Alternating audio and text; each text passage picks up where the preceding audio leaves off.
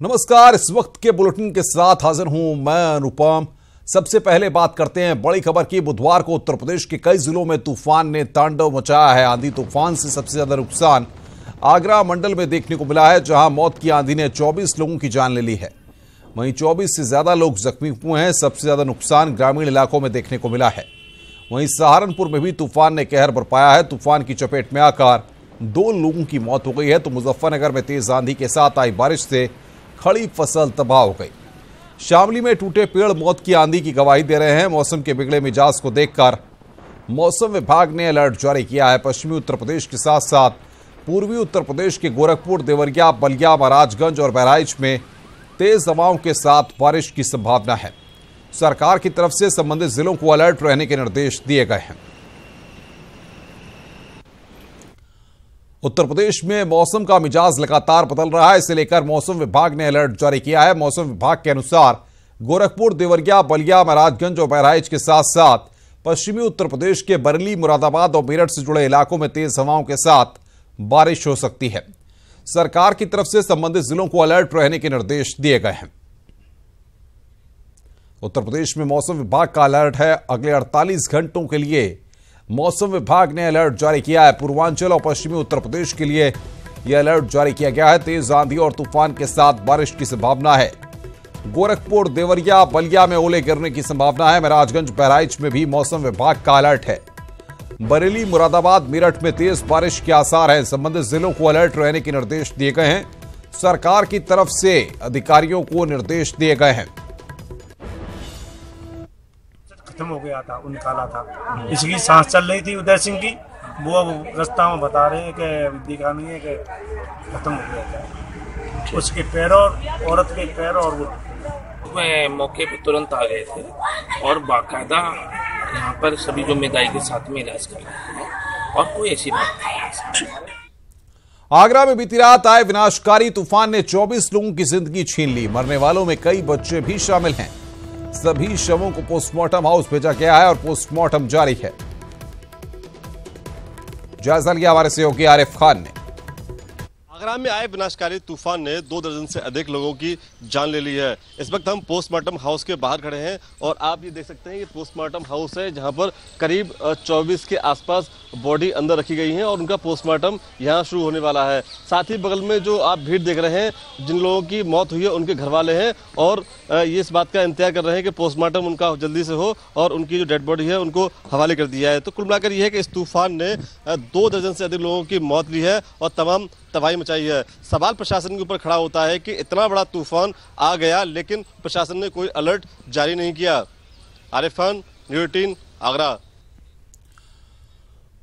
तो तूफान आया, अलर्ट था यहां पर, मौसम विभाग का अलर्ट था। पहले से इंतजामात करके रखे जाने चाहिए थे ताकि व्यवस्थाएं बेहतर होती। शैलेश अरोड़ा हमारे संवाददाता लखनऊ से हमारे साथ बातचीत करने के लिए जुड़ेंगे और साथ ही साथ आरिफ हमारे संवाददाता आगरा से हमारे साथ लाइव जुड़ रहे हैं और निखिल हमारे संवाददाता मेरठ से हमारे साथ सीधे जुड़ रहे हैं। सबसे पहले आरिफ आपके पास आएंगे। आगरा में 24 मौतों की बातें सामने निकल कर आ रही हैं। प्रशासनिक अमले ने जो दावे किए थे कि हम व्यवस्थाओं को बना रहे हैं, सारी चीजों को वहां पर बढ़िया कर रहे हैं, आखिर वो सब दावे कहां गए और इन सब के बाद इंतजामात क्या थे वहां पर?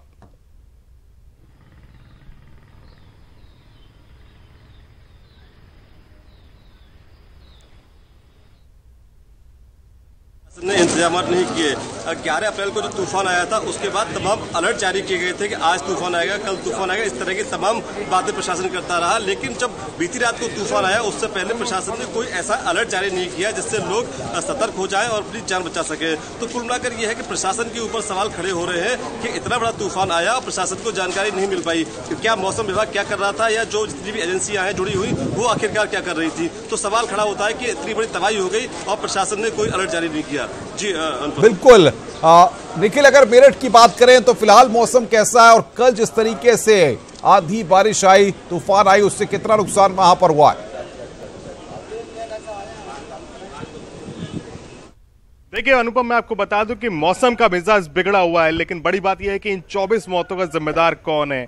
अगर हम बात करें पश्चिम उत्तर प्रदेश की तो आगरा में भारी तबाही हुई है, मेरठ का माहौल बिगड़ा हुआ है, जिस तरीके से शामली की तस्वीरें न्यूज 18 एक्सक्लूसिव दिखा रहा है कि आप देख सकते हैं कि पेड़ों के अंदाजा लगाया जा सकता है कि कितनी भयंकर आंधी यहाँ पे आई है। फसल को भारी नुकसान हुआ है। मुजफ्फरनगर सहारनपुर की तस्वीरें इस बात की गवाह है कि फसल को कितना ज्यादा नुकसान हुआ है। मैं आपको बता दूं कि इस तरीके जो अलर्ट जारी किया गया था और उसके बावजूद प्रशासन की जो इतनी भीषण लापरवाही आगरा में देखने को मिली है, तो साफ तौर पर एक बड़ा सवाल यही बनता है कि इन 24 मौतों का जिम्मेदार कौन है। जिस तरीके से फसल को नुकसान हुआ है, क्यों अलर्ट जन सामान्य तक नहीं पहुंचाया गया, क्यों इस बात की जानकारी नहीं दी गई, क्यों प्रशासन केवल कागजी कार्रवाई करता रहा, इसका जवाब देना होगा। और साथ ही साथ जिस तरीके से मुजफ्फरनगर, सहारनपुर, शामली और मेरठ में जो फसलों को नुकसान हुआ है, उसकी भरपाई किस तरीके से प्रशासन या शासन करेगा, क्योंकि शासन की तरफ से, मौसम विभाग की तरफ से पहले ही अलर्ट जारी किया गया था, लेकिन प्रशासनिक स्तर पर कहीं ना कहीं चूक हुई है, लापरवाही हुई है और अधिकारियों को इस लोगों को बताना चाहिए था कि इस तरह का आंधी तूफान आ रहा है। बिल्कुल निखिल, बने रहिए हमारे साथ। शैलेश अरोड़ा हमारे साथ लखनऊ से जुड़े हुए हैं। शैलेश, सरकार ने इन सब पर संज्ञान लेते हुए जिला अधिकारियों को निर्देश दिए हैं, क्या कुछ कहा गया है इस पूरे मसले पर? निश्चित रूप से अनुपम, ये जो आंधी तूफान आया है इससे जान माल का बड़ा नुकसान हुआ है। चाहे बात आगरा की हो या सहारनपुर की हो, सभी जगह बड़ा नुकसान हुआ है इससे। इसी को देखते हुए योगी सरकार ने, सीएम योगी ने खुद ये सख्त निर्देश दिए सभी जिलाधिकारियों को कि जहां पर भी इस तरह का नुकसान हुआ है, पीड़ितों को जल्द से जल्द वहां पर मुआवजा दिया जाए। इसके लिए सभी जिलाधिकारियों को हिदायत दी गई है कि वो इसमें बिल्कुल भी कोताही ना बरते और तत्काल रूप से जो भी वहां पर नुकसान हुआ है उसका आकलन करें, जिसके आधार पर आगे जो राहत है वो वहां पर पीड़ितों को पहुंचाई जा सके। अब इसमें निश्चित रूप से देखना यह भी होगा कि सीएम की तरफ से आदेश तो जारी हो गए, लेकिन जो जिला प्रशासन है वो इसमें कितनी ज्यादा तेजी दिखाता है। मौसम विभाग की बात करें तो अगले 48 घंटे जो है वो अलर्ट जारी किया गया और काफी अहम बताए जा रहे हैं, खासतौर से पूर्वी उत्तर प्रदेश और पश्चिमी उत्तर प्रदेश के लिए। बात गोरखपुर, बलिया, बहराइच और महाराजगंज इस तरफ के जो क्षेत्र हैं, यहाँ पर बारिश के साथ ओले तक बरसने की बात कही जा रही है, संभावना जताई जा रही है। इसके अलावा अगर हम पश्चिमी यूपी की बात करते हैं तो वहां पर मेरठ, बरेली, आगरा मंडल जो है, यहाँ पर अभी भी स्थिति जो बिल्कुल। शैलेश, आप बने रहिए हमारे साथ। आरिफ के पास एक बार फिर रुख करेंगे। आरिफ, अब क्या प्रशासन की नींद टूटी है? कुछ इंतजाम वहां पर किए जा रहे हैं, क्योंकि जिस तरीके से अभी भी अलर्ट है और आने वाले वक्त में तेज बारिश के साथ तूफान की संभावना बनी हुई है, ऐसे में क्या कुछ वहां पर कदम उठाए गए हैं या प्रशासनिक अमला सिर्फ खाना पूर्ति में जुटा हुआ है?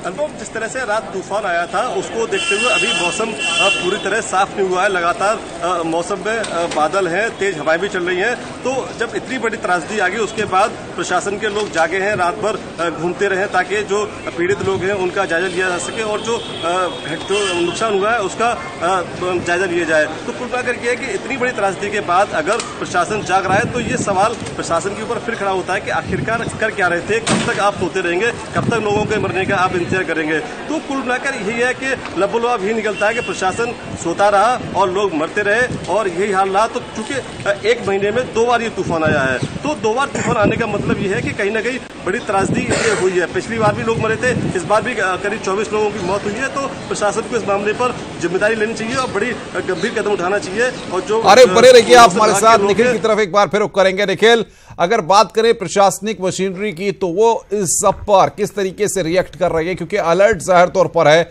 और अलर्ट के दौरान अगर किस तरीके से चीजें होती है, क्योंकि आगरा में जिस तरीके से लोगों की जान गई है वो कई सवालात खड़े करती है। सहारनपुर में भी ऐसे ही कुछ लोगों की जान गई है।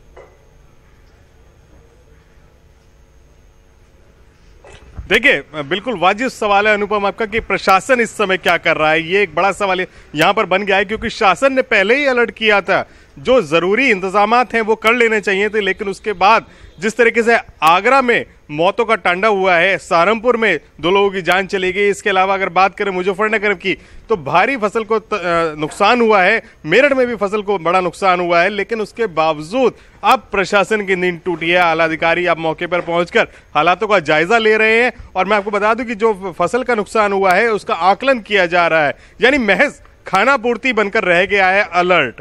जो प्रशासन ने पहले ही अलर्ट किया था, मौसम विभाग की जानकारी शासन तक पहुंची और शासन ने अलर्ट किया, लेकिन उसके बाद जो प्रशासनिक मशीनरी है वो पूरी तरीके से लापरवाह बनी रही।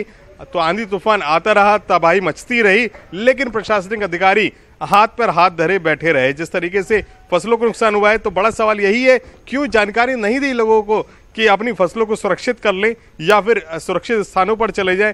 ये जो मौत हुई है इसका जिम्मेदार कौन है, इसका जवाब प्रशासनिक अधिकारियों को देना होगा और इस पर अब क्या कार्रवाई कर रहे हैं प्रशासनिक अधिकारी, कौन इसके लिए दोषी है, ये जिम्मेदारी तय करनी अब जरूरी हो गई है। जी निखिल बने रहिए हमारे साथ। शैलेश के पास एक बार फिर करते हैं। शैलेश, जिलाधिकारियों को लखनऊ से मुख्यमंत्री के यहां से निर्देश दिए गए, राहत आयुक्त तो उत्तर प्रदेश के, क्या उन्होंने भी कुछ निर्देश दिए हैं?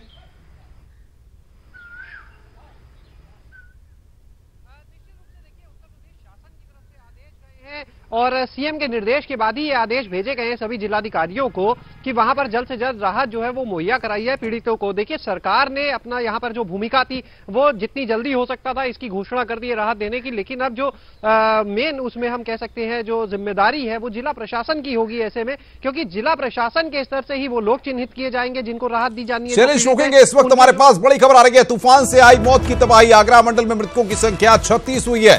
केरागढ़ में सर्वाधिक 18 लोगों की मौत हुई है, फतेहाबाद में 9, बह में 4 की मौत, किरावली एतमादपुर में 2 की मौत, सदर में भी 1 की मौत। डीएम ने 36 मौत की पुष्टि की है और लगातार हम कोशिश कर रहे हैं उत्तर प्रदेश के राहत आयुक्त संजय कुमार से बातचीत करने की कि आखिर इस सब पर सरकार के द्वारा किस तरीके के कदम उठाए जा रहे हैं। 36 मौतें आगरा में यहां पर हुई हैं, बड़ी खबर इस वक्त की।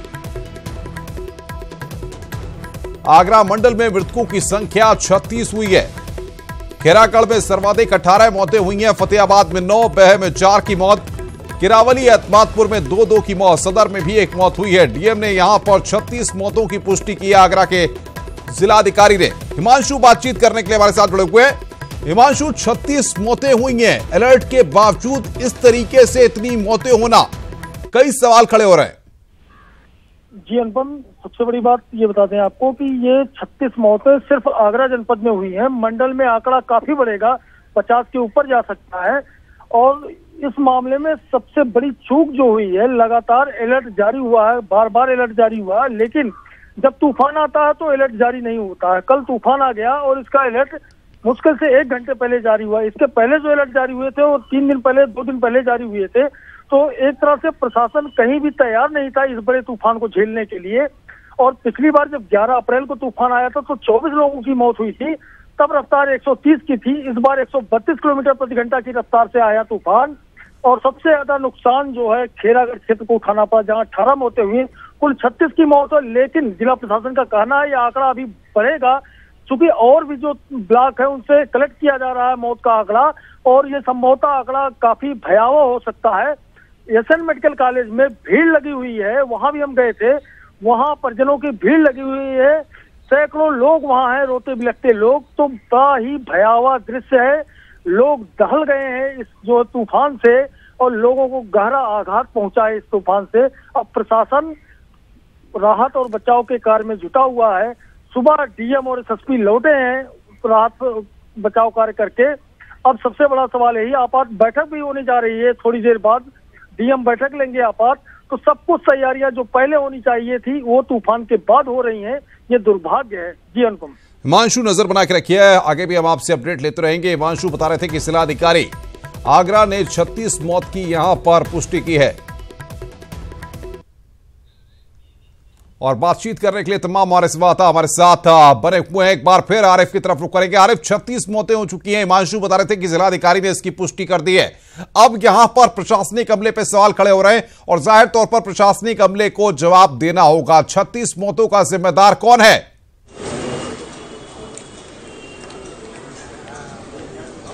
जी अनुपम, इस वक्त मैं पोस्टमार्टम हाउस के बाहर खड़ा हूं और यहां लगातार जो डेड बॉडीज हैं उनका आने का सिलसिला जारी है। कोई ऑटो में लेकर आ रहा है, कोई ट्रैक्टर में लेकर आ रहा है। तो कुल मिलाकर अभी तक 24 बॉडी थी और बाकी अलावा लगातार बॉडियों का आने का सिलसिला जारी है। तो कुल मिलाकर प्रशासन ने पहले 24 बनने की पुष्टि की थी, अब 36 बनने की पुष्टि कर रहा है। तो कुल मिलाकर यह है कि मरने वालों की संख्या जो बढ़ रही है, ये सवाल प्रशासन के ऊपर ही खड़ा हो रहा है कि इतना बड़ा तूफान आया और कोई अलर्ट ठीक से जारी नहीं किया गया। तो कुल मिलाकर अभी मैं पोस्टमार्टम हाउस में हूँ, लगातार यहाँ बॉडी आ रही है। हालांकि पुलिस बहुत भारी तादाद में तैनात कर दी गई है।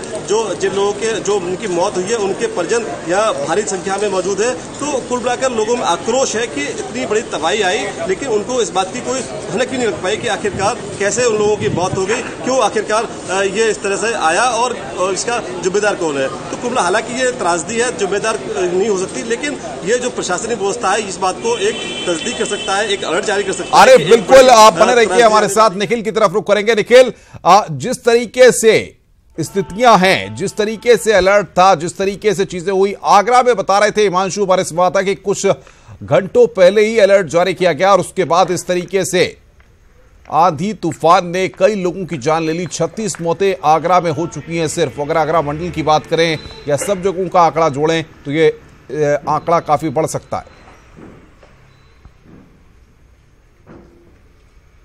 बिल्कुल अनुपम, ये मौतों का आंकड़ा लगातार बढ़ रहा है। जिस तरीके से पहले 24 मौतों की पुष्टि की गई, उसके बाद 36 मौतों का ये आंकड़ा आ गया है। अभी भी यहाँ पे सिलसिला जारी है, क्योंकि प्रशासन आकलन नहीं कर पा रहा है कितने लोग इसमें जख्मी हुए, कितने लोगों की इसमें मौत हुई है। लगातार ये आकलन जारी है। इसके अलावा बात करें अगर पश्चिम उत्तर प्रदेश की, तो महज कुछ घंटों पहले ही अलर्ट जारी किया गया था।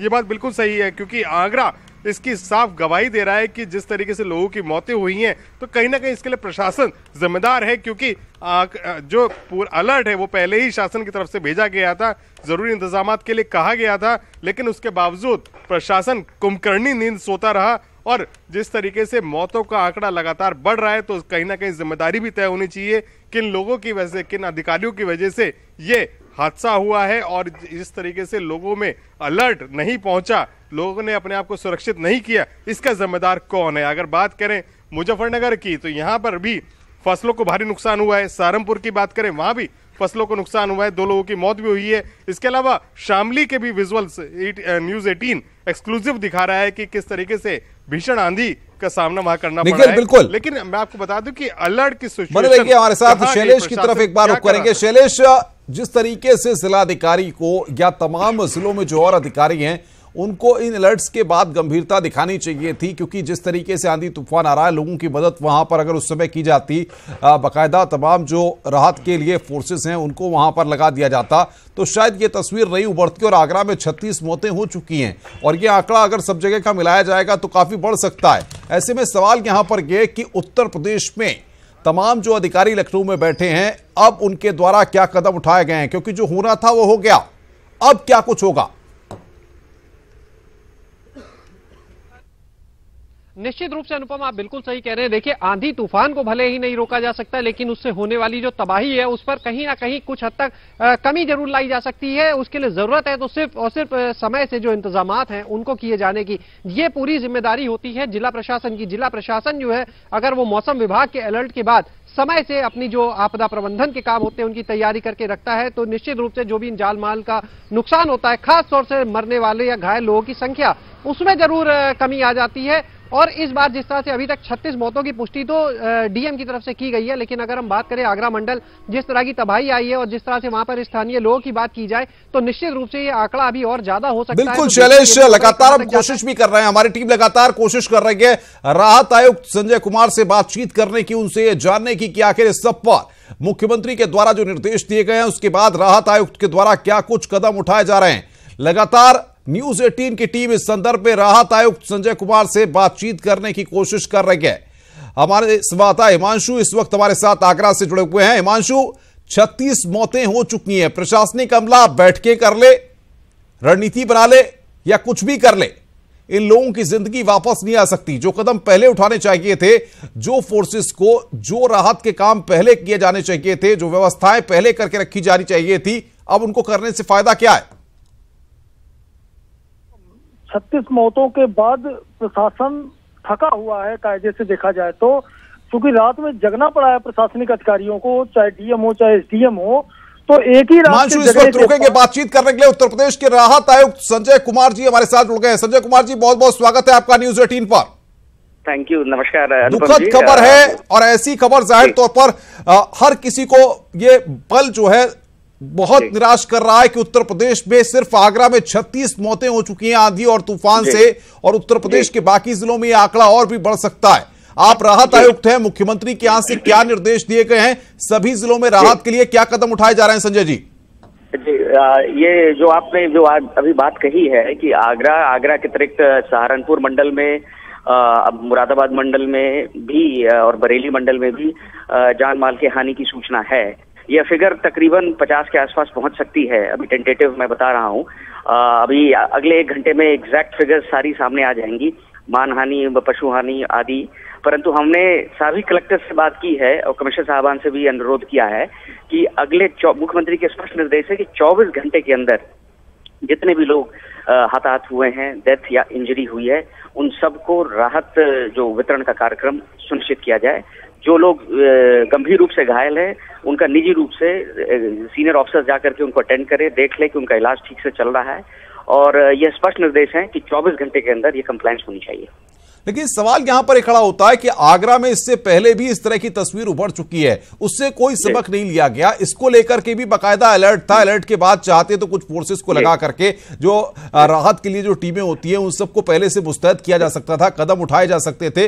और अगर इतने लोगों की मौतें हो जाती हैं, उसके बाद हम आगरा में बैठकें कर रहे हैं और उसके बाद हम रणनीति बना रहे हैं, ये सबका क्या मतलब है? देखिए, मैं सिर्फ अनुपम जी इतना बताना चाहूंगा कि जहां तक अलर्ट जारी करने के पश्चात जो पीडब्ल्यूडी है, बिजली विभाग है, इनको तो हाइपर अलर्ट रखते ही हैं हम लोग। जिला प्रशासन रखता है कि कहीं भी बिजली के खंभे, तार या पेड़ जो गिर जाए, वन विभाग की टीमों को हम लोग अलर्ट रखते हैं। बट कई बार दुर्भाग्यपूर्ण तरीके से कुछ घटनाएं घटती हैं जिसमें कि जैसे झोपड़ी ही गिर गई या पेड़ गिर गया किसी के ऊपर, इस तरह की कई घटनाएं प्रकाश में आई हैं जिनको कि हम फोरकास्ट नहीं कर सकते। परंतु तब भी निसंदेह प्रशासन की पूर्ण जिम्मेदारी है कि वह अलर्ट रहे। अगर कहीं कोई घटना हो तो तत्काल पूरी टीम वहां पहुंचे और जो राहत वितरण का कार्य हो, जो सांत्वना देने का कार्य हो, उसमें किसी प्रकार की शिथिलता ना हो। क्या आपके स्तर पर इस तमाम राहत के कामों की मॉनिटरिंग की जा रही है? क्या जानकारी मिल पा रही है? क्या कुछ प्रयास जिलों के द्वारा किए जा रहे हैं? डेफिनेटली मैं आपको बता रहा हूं कि मैंने सभी, जैसे मैं निजी रूप से सभी कलेक्टर से मैंने बात कर ली है। कल रात से ही हम लोग संपर्क में थे और आज सुबह से ही संपर्क में इस बात के लिए भी हैं कि कितने लोगों को राहत सामग्री वितरित हो गई है। माननीय मुख्यमंत्री जी आज कर्नाटक दौरे पे हैं, बट वो पल पल की खबर जो है वो माननीय मुख्यमंत्री जी इस चीज की ले रहे हैं और हमने पूरा विश्वास दिलाया है कि इसमें किसी प्रकार की कमी नहीं रहेगी। आज देर शाम तक हम सुनिश्चित करेंगे कि सभी जो छोटे लोग हैं उनका मुकम्मल इलाज हो और जो मृतक हैं, चाहे वो ह्यूमन डेथ्स हो या एनिमल डेथ्स हो, उन सब को जो वांछित जो मुआवजा है उनके परिवारजनों को दिला दिया जाए। संजय जी, ये तो पश्चिम की तस्वीर है, आंधी तूफान का अलर्ट अभी भी है और ऐसे में पूर्वांचल की बात करें या बाकी जगहों की बात करें, वहां पर भी अलर्ट है और वहां पर भी कुछ तस्वीर आने वाले वक्त में बिगड़ी हुई नजर आ सकती है। उसको लेकर के कुछ कदम उठाए जा रहे हैं? डेफिनेटली हम मौसम विभाग से, मेट डिपार्टमेंट से डेली 2 बार अपडेट लेते हैं और ये हालांकि जो उन्होंने आज जो अपडेट दिया है उसके अनुसार ये जो लो प्रेशर सिचुएशन जो डेवलप हुआ था जो उत्तरांचल और वेस्टर्न यूपी में, दिल्ली के आसपास के क्षेत्र में जो जिसका प्रभाव था वो थोड़ा वीकन हुआ है।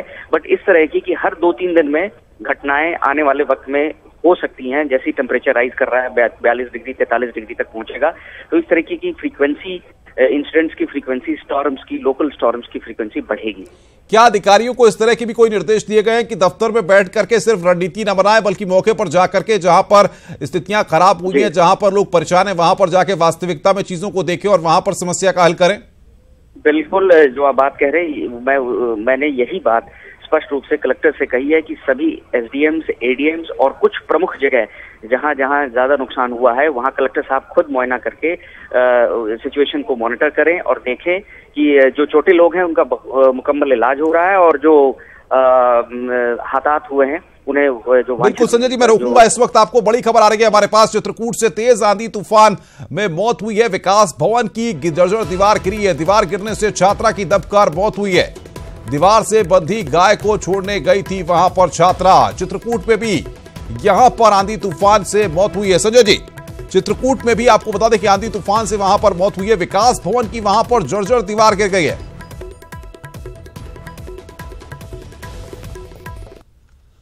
तो संजय कुमार, राहत आयुक्त, हमारे साथ जुड़े हुए थे। उनको हमने चित्रकूट की भी जानकारी दी। तमाम हमारे संवाददाता हमारे साथ बने हुए हैं लगातार बातचीत करने के लिए। शैलेश, राहत आयुक्त तुम्हारे साथ जुड़े हुए थे संजय कुमार, वो कह रहे हैं सभी जिलाधिकारियों को निर्देशित कर दिया गया है कि मौके पर निकले, जहां पर लोगों को नुकसान हुआ है वहां पर राहत मुहैया कराएं, जिलाधिकारी दफ्तरों में बैठ के रणनीति न बनाए। ये बात राहत आयुक्त ने साफ तौर पर कह दी और सीएम के सख्त निर्देश हैं इसको लेकर के।